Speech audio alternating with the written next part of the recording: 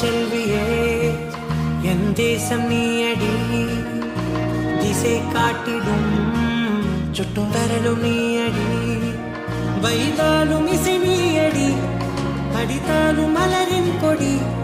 மகள் யாரும் இல்லாமல் வாழும் தந்தை உறவுகள் எல்லாம் மௌனமே தாயே தாயே மகளன வந்தாய் தந்தை சிந்தை நலமுற வந்தாய்